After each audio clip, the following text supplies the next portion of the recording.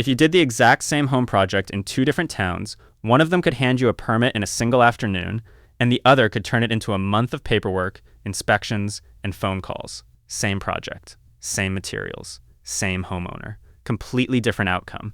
And almost nobody knows why. Most people assume there's one set of building rules in this country, one code, one standard.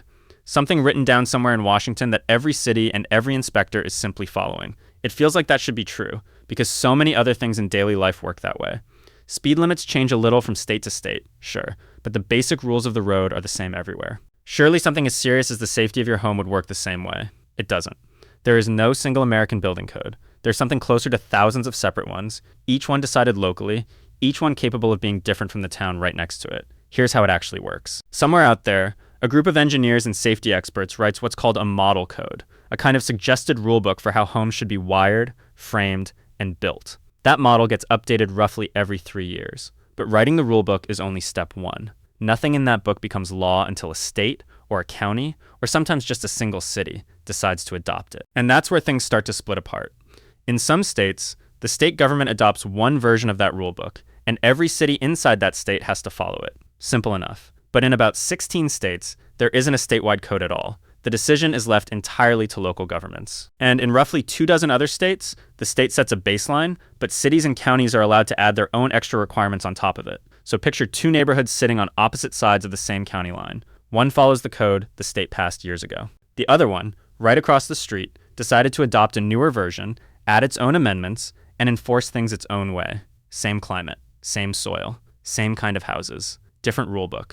Colorado is a clear example of just how far this can go. There is no single mandatory building code for the entire state. Instead, individual cities and counties adopt and enforce their own versions, and even the specific edition of the code in use can be different from one jurisdiction to the next.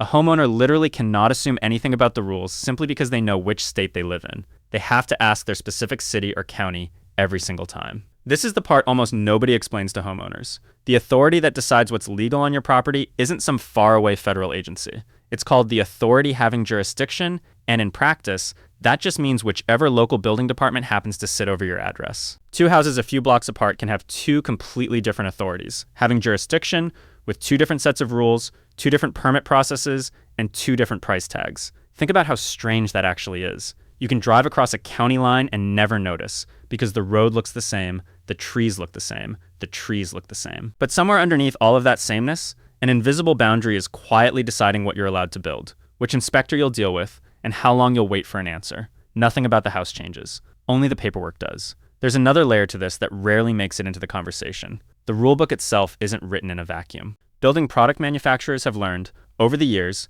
that getting a specific material or method written into the model code or into a local amendment is one of the most effective ways to guarantee demand for their product. That doesn't mean every requirement in the code is secretly a sales tactic. Most of it isn't. But it does mean the rulebook homeowners assume is purely about safety has, in some cases, been shaped by people with a financial stake in the outcome long before it ever reaches your city's building department. And that difference in price tag is not small. Recent industry estimates put the regulatory costs baked into a new home, everything from zoning approval to permit fees to code compliance, at more than a quarter of the total price of the house. It's worth being honest about where that number comes from. It's produced by the home builders' own industry association, the group with the clearest financial interest in making the case that regulation is too expensive. So treat the exact percentage as one side's estimate, not a neutral fact.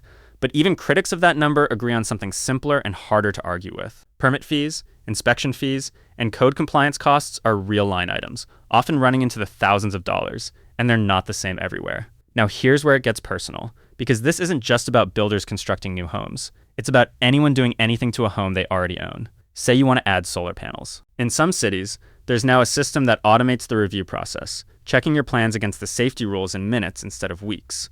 Where that system has been adopted, permit review that used to take up to 20 business days can now happen in less than a day, and full projects have finished around 2 weeks faster than the traditional process. That sounds like a clear win, and in the places using it, it is. But here's the quiet contradiction nobody points out. As of right now, that faster system has only been adopted in a little over a third of the market. The other 2/3 of the country is still waiting in the same slow line that existed years ago for the exact same kind of project. Two homeowners, same panels, same wiring, same intentions, and one of them is finished before the other one has even heard back from the city.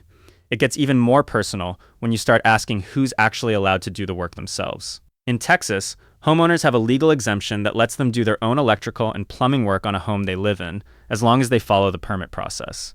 In California, there's a similar path. A homeowner can act as their own contractor and do their own electrical, plumbing, and mechanical work on property they own and occupy, as long as it's permitted and inspected like anyone else's work would be. In Wyoming, in a lot of unincorporated areas, there isn't even a building code being enforced at all, and state law specifically exempts homeowners from needing a licensed electrician on their own property. Now compare that to a homeowner in Massachusetts, someone who has actually studied electrical work for years, someone who technically has the legal right under state law to do his own wiring. He went to pull a permit for a routine job, upgrading his home's electrical service.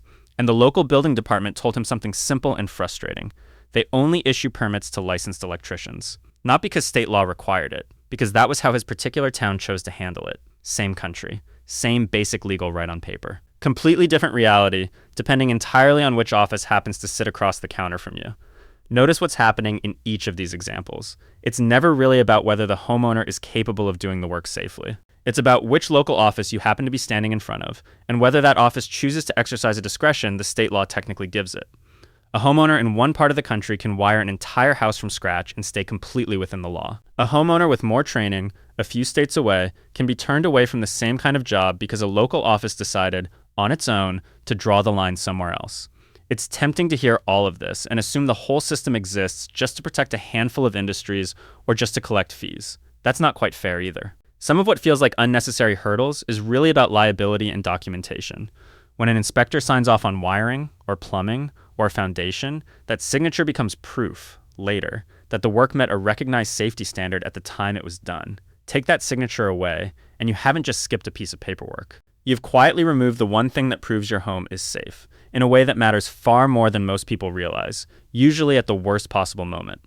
Federal agencies that study disaster damage actually encourage local governments to adopt these model codes, specifically because homes built to them tend to hold up better against fires, floods, and storms. So the same system that can feel slow and confusing on a Tuesday afternoon when you're just trying to add a room is, underneath it all, the same system credited with making homes safer during the disasters that make the news. It's not one or the other. It's both, depending on which side of the process you happen to be standing on. Here's what that moment can actually look like. Say something goes wrong years later. A fire starts near wiring that was never inspected. Water damage spreads from a pipe nobody ever pulled a permit for. You file a claim with your insurance company, expecting them to cover it, the same way they always have. And this is where a lot of homeowners learn, for the first time, that their policy was never as unconditional as they thought. Insurance companies can, and sometimes do, deny claims connected to unpermitted work, because without an inspection, there's no official record proving the work was done to a recognized standard. From their side, an unpermitted change is an unknown risk, one that was never actually priced into your policy in the first place. It doesn't end there. If you ever go to sell that home, an appraiser generally won't count unpermitted square footage toward the home's value. Not because the room isn't real, but because there's no official record confirming it meets the same standard as the rest of the house. So the addition you paid for, the room you actually use every day, can simply disappear from the number a lender is willing to finance. Buyers notice this too, sometimes before you do. A missing permit history has a way of surfacing during a routine title search or inspection, right in the middle of a sale that was supposed to be simple. At that point, it stops being a private decision you made years ago and becomes a negotiation with a buyer who now has real leverage over your price. And this is where the paradox becomes obvious, without anyone needing to say it out loud. The same missing signature that seemed like a shortcut when the work was being done becomes the exact thing standing between you and full value, full coverage, and a clean sale, years later, when you can least afford the surprise. So what does a homeowner actually do with all of this? The honest answer isn't to fear every project or assume every rule is a trap. It's simpler than that. Before starting anything that touches wiring, plumbing, structure, or major systems in your home, the first question isn't what the internet says is normal, and it isn't even what your neighbor did last year. It's what your specific local building department requires, right now, for your specific address. That one phone call, or that one visit to your city or county's building department, tells you more than any general assumption ever could, because the rules genuinely were written to be local. It also means being careful with any renovation, any solar installation, any electrical upgrade that skips that step entirely, even when it looks completely normal on the surface. The work itself might be done perfectly. The materials might be excellent. But without that local sign-off, none of that is documented anywhere that actually protects you later. None of this is really about red tape for its own sake. It's about understanding that the rules protecting your home were never meant to be universal in the first place.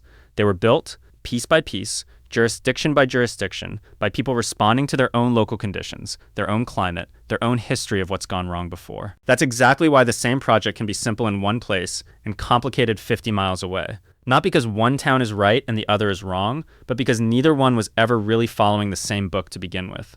If you're planning any kind of home project, the most useful thing you can do isn't searching for a general answer online. It's finding out exactly what your own city or county actually requires, because that answer, and only that answer, is the one that will actually protect you. If you'd like to explore some helpful resources, you'll find them in the description.